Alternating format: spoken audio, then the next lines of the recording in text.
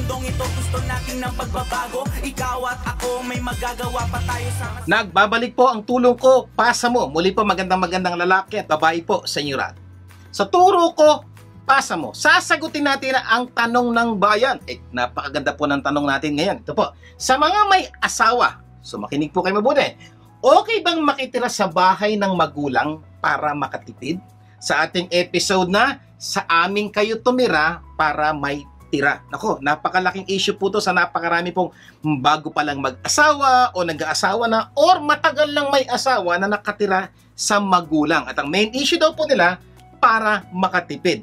Ang tanong, okay ba to? Siguro po, mas maganda pag-usapan nating mabuti. Okay. Alam nyo ba, maraming magulang, mahal na mahal ang kanilang mga anak. At nung araw na sila nagpakasal, sabi ng mga magulang, anak, sa amin na kayo tumira para may tira.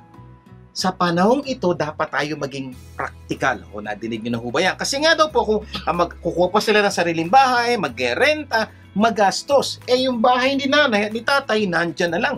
May available naman ng kwarto o may available namang lugar, makikitira ka na lang. Di malaking tipid. Ito ang tanong. Tanong po ito na maraming okay ba yun? Tama ba yun? Dapat ba yun? O aralin natin. Okay. Tingnan nyo po. Kaya itong gagawin natin para mas maunawaan yung buti. Okay. Para malaman natin kung okay makitira ang mag-asawa. Okay. Subukan natin alamin ano kaya mangyayari pag nakitira ang mag-asawa sa kanilang magulang o kaya sa biyanan. Kasi kung minsan, depende yan kung saan titira. Isa-isahin natin ang mga pwede mangyari. Okay, nakatira na kayo. Imagine niyo po, nakatira na kayo. Ano pwede mangyari? Number 1, paano ang hatian ng gastos? Siguro yan ay isang bagay na kailangan pag-isipan nyo. Sino magbabayad dito? Sino magbabayad dito? Pag-uusapan yung mabuti. Baka naman hindi kayo magkasundo sa hatian. Problema yan. At pag hindi kayo nagkasundo sa hatian, ito ang problema.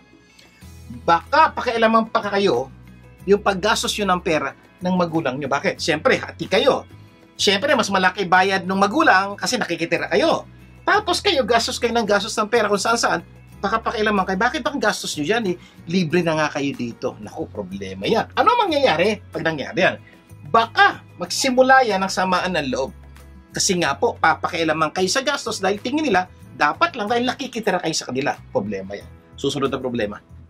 Paano ang hatian ng gawaing bahay? Ayan, may mga araw, ito, gagawin mo ito. May mga araw ay magtrabaho, di ba? Bilang tatay o nanay, pagod ka, galing ka sa trabaho, pahiga-higa. Kaya paano kung tititigan ka ng biyanan mo o nanay mo, nakaupo ka lang doon? Problema yan. Ito ang mangyayari. Bakit pakialaman ang ginagawa nyo sa bahay? Gusto mo magpahinga, hindi pwede. Ito yan. Baka pagsimulan niya ng samaan ng loob. Yung po problema. O, dagdagan pa natin. Ano ba mangyayari? Paano ang privacy nyo mag-asawa? Sila yung mga privacy niya. Baka hindi nyo na mapadama o masabi ang tunay na damdamin nyo sa asawa nyo. Bakit? Mahirap magsabi ng I love you pag may nakakakita. O kaya, pwede sabihin, maglambingan pag may nakakakita. So, maapektuhan po yung relasyon nyo.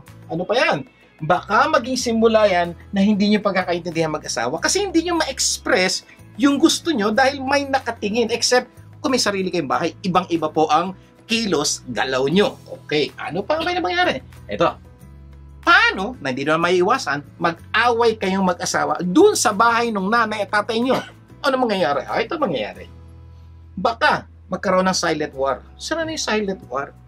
Nag-aaway kayo pero hindi kayo magsalita dahil hindi nakikinig. Mulalakasan, galit ako sa iyo. So, pigil na pigil po yung emosyon nyo dahil nga may nanay at tatay o biyanan na nakikinig. So, problema po yan. Ulilinawin ko po, napansin nyo, panay baka kasi hindi naman sigurado mangyayari ito. Pero baka o malamang mangyari. Silent war. Nag-aaway ng tahimik. Nakakita na kayong ganon? O, ito pa. Baka hindi nyo maayos ang relasyon nyo dahil sa suppressed emotion. Sir, bakit na-suppress? Kasi gusto mong magalit, hindi ka makapagalit. Gusto mong magsalita, hindi ka makapagsalita dahil may nakikinig sa kabilang kwarto. Nagkakaintindihan po tayo. Gusto mong mainis, hindi ka mainis. Kuminsan kasi emosyon po yan. At pag na-suppress ang emotion, mas delikado. O, ito pa. Baka may magkampihan. Sir, ano yung kampihan? Hindi ba, nakatira ka, ikaw lalaki, nakatira ka sa bahay ng babae. Pag nag-away kayo, ano gagawin ng babae? Baka lumapit sa nanay at tatay, lugi ka. 3-1, dalawa sila sa kasawa mo, lugi ka. O kaya yung babae naman nakikitira, lugi naman yung babae kasi malamang kampihan nung nanay, nung tatay, so lugi ka. So anong problema? Mag-asawa kayo, may kakampi, ang hirap niya. Ito pa mangyayari. Baka may umalis. Bakit? Feeling niya, lugi siya, naisahan siya. Kaya mapapansin niyo, may mga pagkakataon, ayaw umuwi ng lalaki ng maaga sa bahay. Bakit? Alam niya, magkakampihan lang naman yung asawa ko sa magulang niya. So, paapektuhan yung relasyon niyo. Ang problema, nangyayari po yan. Unti-unti po naapektuhan ang inyong relasyon. No? Tignan pa natin. Paano kung may nakasamaan ng loob ang mga magulang mo, asawa mo? Dumating sa puntong talagang may hindi pagkakasunduan. Ito, problema. Kayo nakakakampi. Problema yan, di ba? At pag kumampi ka sa kabila, galito isa. O sa kabila, galito isa. Baka maapektuhan ang relasyon niyo mag-asawa. Unti-unti po, lalo na kung bagong kasal pa lang kayo, ganito na nangyayari, ang laki ng problema. Ito po, binibuildan niyo pala yung foundation niyo bilang may asawa, tapos ang dami ng conflict. Ang laki po ng problema niya. Diba? Paano kung may anak na kayo? Ito na, may anak na kayo, nakatira kayo. Ito na mangyari. Baka pakialaman kayo ng tatay nyo sa pagpapalaki ng anak nyo. Problema yan. Bakit? Makukonfuse yung bata. Sino ba tama? Si nanay, si tatay, o si lolo at si lola? O ito pa. Baka kayo maging kontrabida sa buhay ng anak nyo. Sila na yun. Kasi hindi nyo maibigay sa anak nyo, bibigay ni lolo at ni lola. So kontrabida kayo.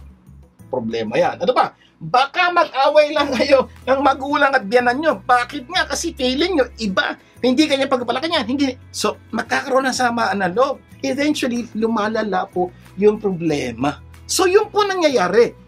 Kaya po kailangan mag-isipan nyo mabuti bago nyo gawin to. So, tanong, paano maiwasan ang lahat ng yan? Pwede bumukod, kaya lang mas magastos. Yun lang po ang trade-off. Kanina, sasama kayo, makikita na kayo, makatipid. Ito, pag bumukod kayo, magastos. Ano mangyayari pag ginawa nyo to? Ito, sisira din. Bakit maraming tao gustong makitira? Kasi nga magastos. Tanong ko, alin na mas importante? Makatipid o ang relasyon nyo mag-asawa? Nakita niyo mga problemang pinakita ko sa inyo kanina, apektado ang relasyon nyo? Alin na mas importante? Tanong, alin na mas importante? Makatipid o yung relasyon nyo sa magulang nyo dahil mapapaaway kayo dahil ang dalas nyo magsama? Alin na mas importante? Makatipid o yung relasyon nyo sa anak nyo magkakagulo, magkakakonflict dahil iba po ang pagpapalaki ng lolo, iba pagpapalaki ng magulang. Tanong ko, ano yung mas importante? The problem is, marami pong tao, mas tinitingnan po yung makatipid. Ang problema, hindi niya naintindihan, ang laki po ng impact niyan sa relasyon sa asawa, sa magulang, at sa anak. Ako po, nagsasabi lang, pero at the end of the day, kayo po magdidesisyon. Pero kung kaya nyo naman, nakatira kayo, tapos walang problema kayo, sana. Ang problema, kadalasan po may problema. Siguro ang tanong nyo, sir, bakit kailangan bumukod ng mag-asawa sa kanilang mga magulang? Ilan po akong dahilan. Number one, para matutong maging responsable mag-asawa. Kasi po pag nakatira po sila, parang feeling nila, kahit di ako magtrabaho, kahit di ako kumita na malaki, nandiyan naman si mama at si papa, so hindi sila nagiging responsable. So napaka-importante po yung humiwalay kasi matuto sila, ako na bahala sa pati, sa asin, sa suka, hindi, si mama na bahala dyan, pag matulog man ako, okay lang.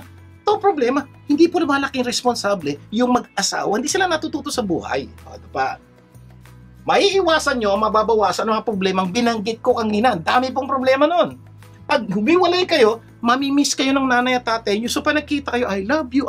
Pero pag madalas kayo magkasama, magkakainisan kayo ng magulang at biyanan mo. Gusto nyo ba yun? So yun po ang problema. Kaya suggestion ko, bumukod. At isa pa hong matinding dahilan na ito. Yan po ang plano ng Diyos sa buhay natin. Tingnan niyo po ito. Genesis chapter 2 verse 24. Ito po yung plano ng Diyos sa buhay ng mag-asawa. Sabi niya, for this reason, ito daw ang dahilan nung nagpakasal. Ito yung sinasabi pa nagpakasal. A man shall leave his father and his mother and be united to his wife and they will become one flesh. So, hihiwalay daw po at dapat magsama yung lalaki at babae. Yun po yung araw ng kinasal. Yan po ang plano ng Diyos kasi nga po, alam ng Diyos, pag hindi mo ginawa ito, maraming problema idudulot sa inyo, ay nagsisimula pa lang kayo ng relasyon. At hindi po ako nagturo niyan. Diyos po nagturo niyan. At sino ho ba ang author ng kasal? Di ba siya? Kaya nga po napaka-importante, ulit ko sila sabi, kung hindi pa kaya magpakasal, hindi pa kayang miwalay, huwag munang magpakasal dahil ang dami pong problemang idudulot niyan. Siguro, marami sasabi sa inyo, sir, okay naman kami. Kung okay po kayo, wala po akong problema. Kung nakatira kayo ngayon, okay naman kayo. Tuloy niyo lang po yan. Ang tanong, okay ba talaga kayo? Kayo po nga pagsasabi niyan, hindi ako. Ito po may tanong. Paano kung may ibang matinding dahilan para talagang tumira sa nanay at sa tatay? Maraming dahilan, may sakit, may anak, maraming dahilan. Huwag kayong mag-alala, good news.